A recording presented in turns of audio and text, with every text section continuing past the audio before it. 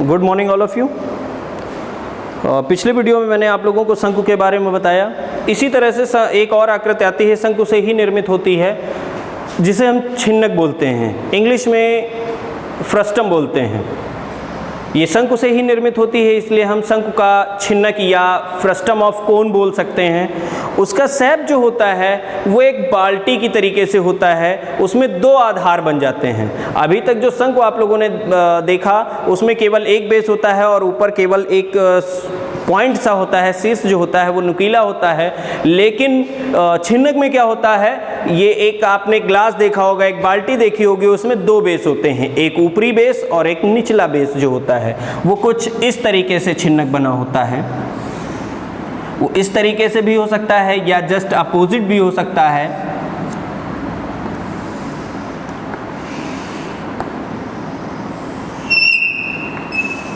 इसकी ये ऊर्ध्वाधर ऊंचाई बोली जाती है जिसे h कहते हैं। इसकी ये तिरछी ऊंचाई बोली जाती है जिसे हम l कहते हैं। इसकी जो बड़ी त्रिज्या होती है यानी ज़्यादा वाली त्रिज्या उसे कैपिटल R या R1 से दिखा देते हैं और इसे हम R2 या स्मॉल r से यहाँ पर दिखाते हैं। यानी यहाँ पर जो छोटी त्रिज्या है उसे स्मॉल लेटर से दिखा देते हैं और जो बड़ी त्रिज्या होती है उसे हम कैपिटल लेटर से दिखा देते हैं। अब यहाँ पर इसकी तिरछी ऊंचाई ये है और ऊंचाई ये है। अब यहाँ पर इसमें जो संबंधित सूत्र लगते हैं, सूत्र जो आएंगे, सबसे पहले आपका छिन्नक की तिर्यक ऊंचाई,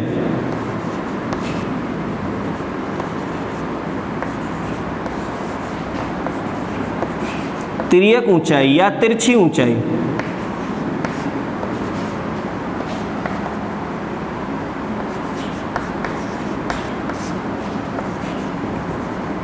slant height of frustum, slant height of frustum.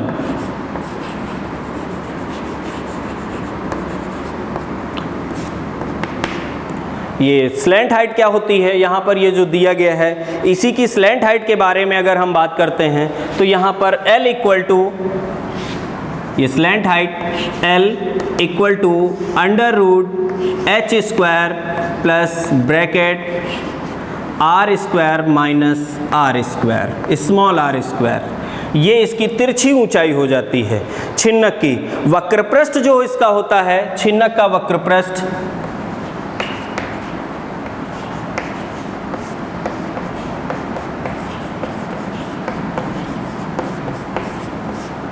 यानी CSA ऑफ फ्रस्टम,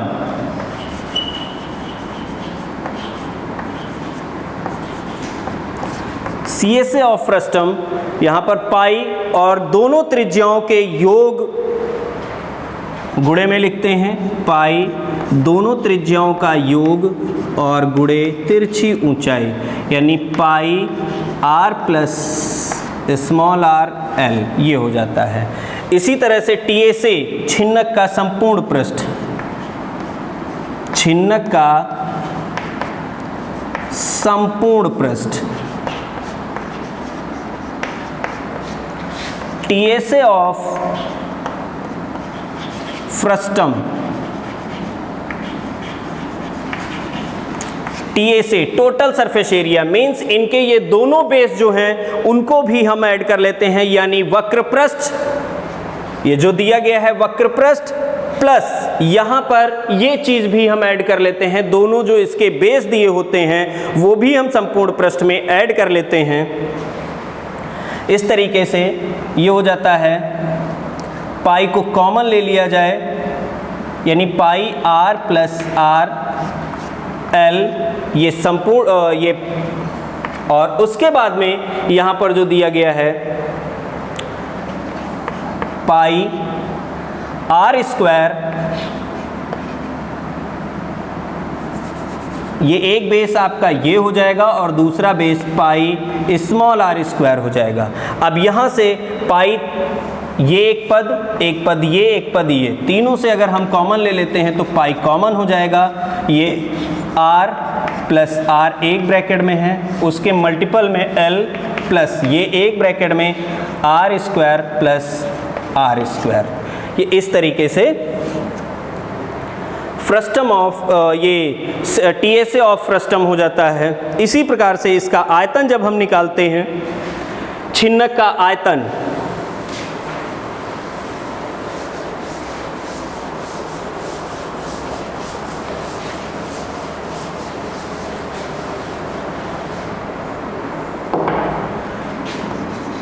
छिन्नक का आयतन, जब हम आयतन की बात करते हैं तो ये होता है 1/3 पाई h, ये ऊर्ध्वाधर ऊंचाई, capital R² plus small r² plus दोनों त्रिज्याओं का गुणनफल यानी capital R into small r, ये आपके छिन्नक का आयतन, वॉल्यूम ऑफ फ्रस्टम हो जाता है। आपके इससे रिलेटेड जितने भी फॉर्मूले, आपके सरफेस एरिया एंड वॉल्यूम से जितने भी रिलेटेड फॉर्मूले थे मैंने आपको बता दिए। अब इस पर आधारित क्वेश्चंस, आइए हम आपको सबसे पहले बताते हैं। जो सबसे पहले मैंने आप लोगों को पढ़ाया था घन और घनाभ। यहाँ पर कोई आकृति एक ले लेते हैं, उसके आधार पे हम आपको बताते हैं कि कैसे किसी चीज़ को निकाला जाता है। मान लीजिए एक घन दिया गया है, एक घन की भुजा दी गई है, घन की भुजा जो दी गई है वो 6 सेंटीमीटर दी गई है। अब अगर हमसे ये कहा जाता है कि इसका वक्रपृष्ठ निकालिए, तो घन का वक्रपृष्ठ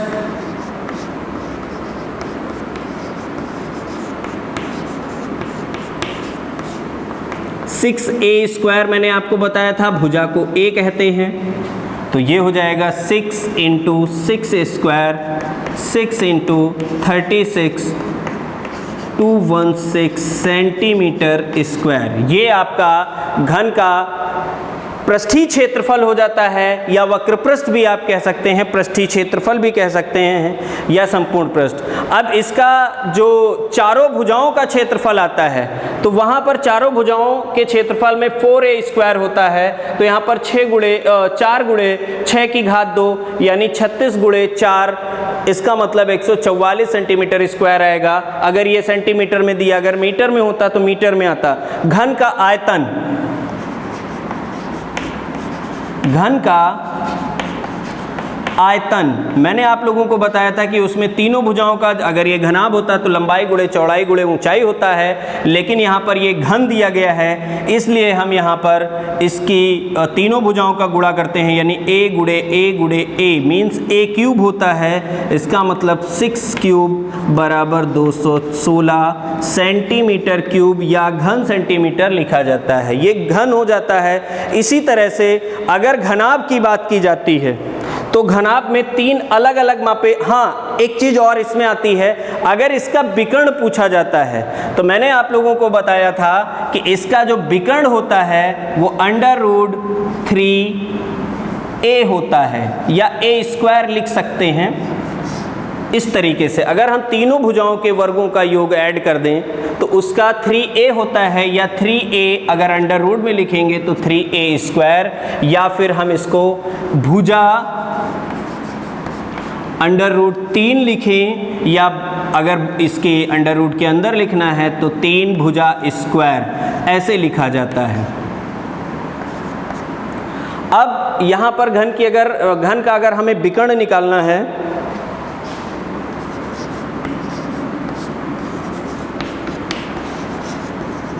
घन का विकर्ण, तो यहाँ पर a√3 भी लिख सकते हैं, या √3a² यानी भुजा स्क्वायर भी लिख सकते हैं। इसके आधार पे √3 सेंटीमीटर हो जाएगा। इस तरीके से घन का विकर्ण भी निकाला जा सकता है। अब आते हैं घनाभ की बात करते हैं, तो इसी तरह से सेम यही कंडीशन रहती है, बस अंतर क्या होता है थोड़ा सा हम आपको ओरली बता देते हैं। चलिए क्वेश्चन ही बता देते हैं। अगर एक घनाभाकार कमरा दिया गया है, कुछ भी दिया गया है, उसकी लंबाई, कमरे की जो लंबाई दी गई है, घनाभ, यहाँ पर घनाभ के बारे में अगर हम बात करते हैं तो घनाभ की लंबाई 6 सेंटीमीटर, चौड़ाई 5 सेंटीमीटर और ऊंचाई 4 सेंटीमीटर है।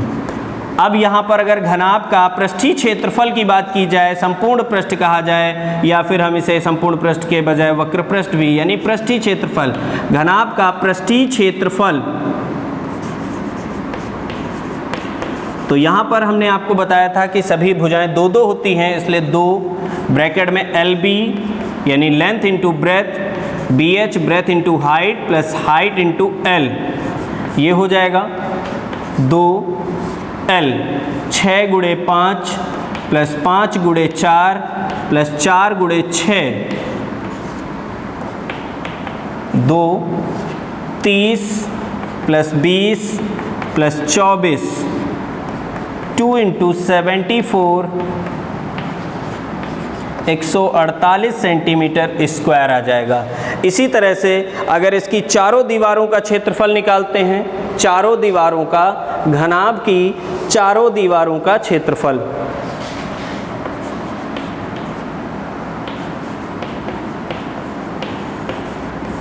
दीवारों का क्षेत्रफल ये होता है 2L plus B into H। तो यहाँ पर 2L यानी 6 plus 5 into 4, 2 into 11 into 4, 88 centimetre square.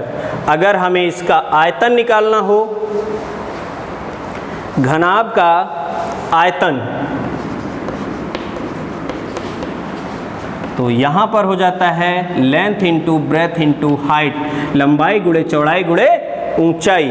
यहाँ पर ये हो जाएगा 6 गुणे 5 गुणे 4 बराबर 120 सेंटीमीटर क्यूब या घन सेंटीमीटर। आयतन का मात्रक जो होता है वो घन सेंटीमीटर होता है। इसी तरह से घनाभ का विकर्ण अगर हमें निकालना है, घनाभ का विकर्ण, तो ये हो जाता है L square plus B square plus H square. यहाँ पर तीनों भुजाओं के वर्गों का योग कर देते हैं। जो आपकी 3 भुजाएं लंबाई चौड़ाई और ऊंचाई दी गई हैं, उनके वर्गों का योग करके उनका वर्गमूल निकाल लेते हैं और ये आपका विकर्ण पता चल जाता है। 5 square plus 6 square plus 4 5 square और प्लस 4 का स्क्वायर। इस तरीके से इसके आगे इसको सॉल्व कर लीजिए।